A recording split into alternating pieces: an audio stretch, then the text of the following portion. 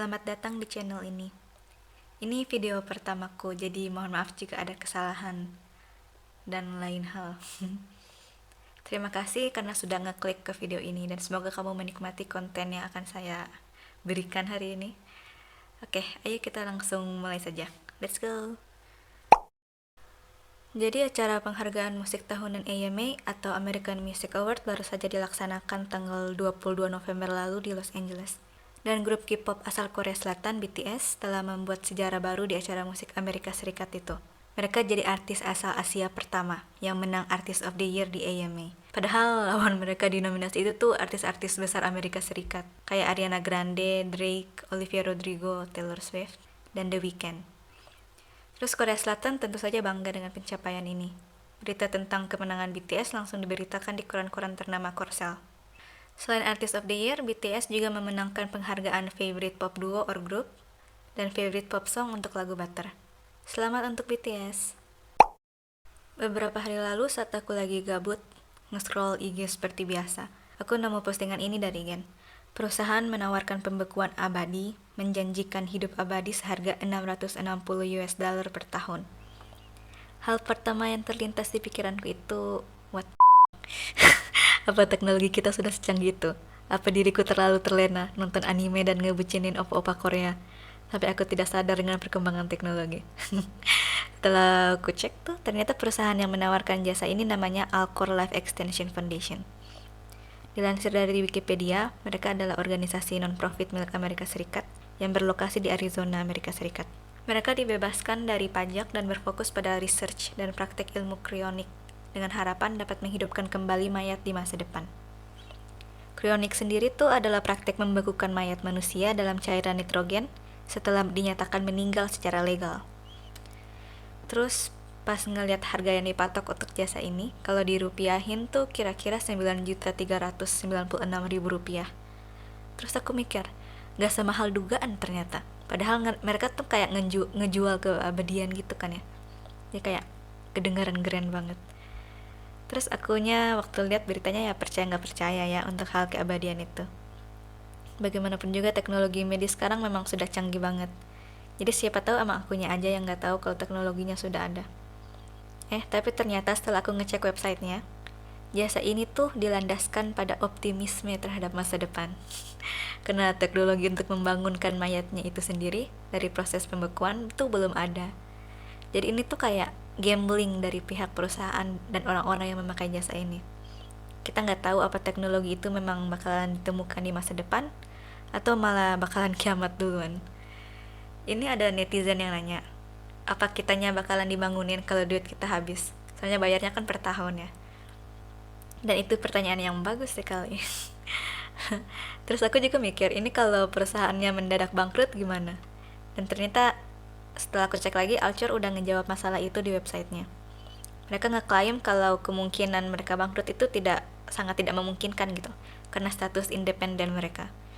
Jadi pasien mereka juga bisa tetap dibekukan dengan bantuan portfolio of cash, investasi, real estate, dan capital equipment. Mereka juga tuh bisa dapat bantuan donasi dari member Alcor dan juga dari pasien mereka sendiri. Lu mikirin cara nge-cheat kematian kayak gini tuh emang menarik sih, walau ada kelompok orang-orang juga yang bilang itu cuma kayak delusi science fiction.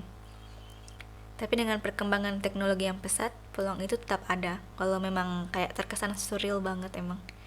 Peluang itu juga menciptakan imajinasi-imajinasi liar kayak gini.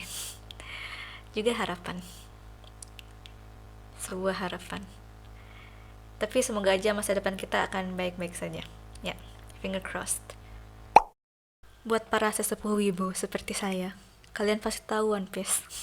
One Piece baru saja merilis episode ke-1000-nya pada tanggal 20 November lalu. Untuk merayakannya, opening throwback lagu We Are dengan animasi baru dirilis. Jadi kita bisa ngelihat perkembangan kru bajak laut topi jerami dari yang dulu sampai sekarang. Dari yang cuma beberapa orang hingga kini jadi full house. Funimation dan Toei Animation juga merilis film One Piece Red. Dan dari trailernya tuh sepertinya Shanks, si rambut merah akan memiliki peran besar. Selain itu, situs streaming anime Crunchyroll bekerjasama dengan Midtown Comic juga merayakan pencapaian episode ke-1000 tersebut dengan membuat mural One Piece di Brooklyn, New York. Penggemar dapat berfoto di mural tersebut untuk mengikuti kontes foto yang diselenggarakan dari tanggal 10 November hingga 5 Desember. Aku sebagai penggemar One Piece dari zaman SMP sampai sekarang udah lulus kuliah tapi nggak tamat-tamat. Senang banget karena One Piece bisa bertahan sampai sekarang. Aku harus tetap hidup sampai One Piece tamat nanti. Park Shin Hye dan Choi Tae Jun dikonfirmasi akan segera menikah pada tanggal 22 Januari 2022. Dan mereka juga sedang menantikan kehadiran buah hatinya. Dalam suratnya, Shin Hye mengabarkan tentang pernikahannya kepada penggemar dan berterima kasih karena selalu didukung dan dicintai oleh para penggemarnya.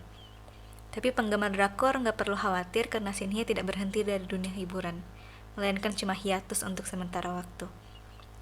Shin Hye dan Taejun tuh dari hasil researchku awal bertemu di kampus Chung-Ang University saat mengambil jurusan acting. Mereka juga tahun 2017 sebenarnya pernah dikabarkan dating sama Dispatch, tapi agensi keduanya membantah. Akhirnya pas tahun 2018, saat Dispatch ngerilis bukti-bukti kencan mereka, masih ngotot pengen ngabarin berita kencan mereka, barulah agensinya mengakui hubungan mereka. Dari penjelasan agensi, katanya mereka mulai pacaran sejak akhir tahun 2017.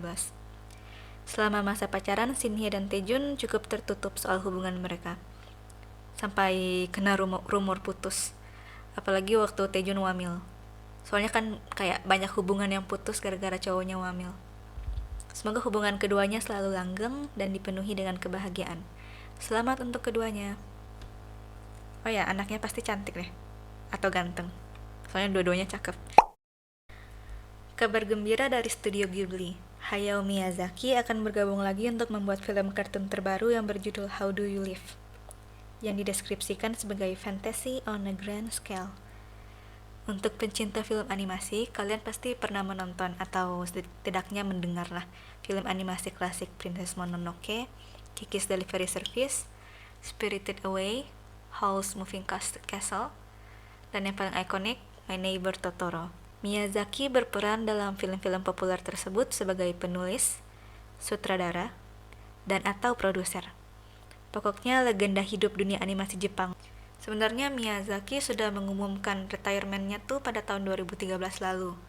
Makanya saat ditanya kenapa dia kembali membuat film lagi, meski sudah mengumumkan retirement-nya, jawabannya tuh karena aku ingin. Dan menurutku itu admirable banget, karena kayak kelihatan dia tuh membuat film karena passion-nya.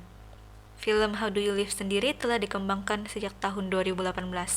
Dan menurut Miyazaki dari wawancara terbaru, film tersebut hopefully akan selesai 3 tahun lagi. Skalanya memang kelihatan besar sekali, dan karena itu perlu waktu lama dalam pembuatannya. Saat ditanya apa film ini akan jadi film terakhirnya, Miyazaki menjawab, "Di barat kita selalu harus tahu akhir dari sesuatu, tapi di Ghibli, scene terakhirnya seringkali adalah misteri."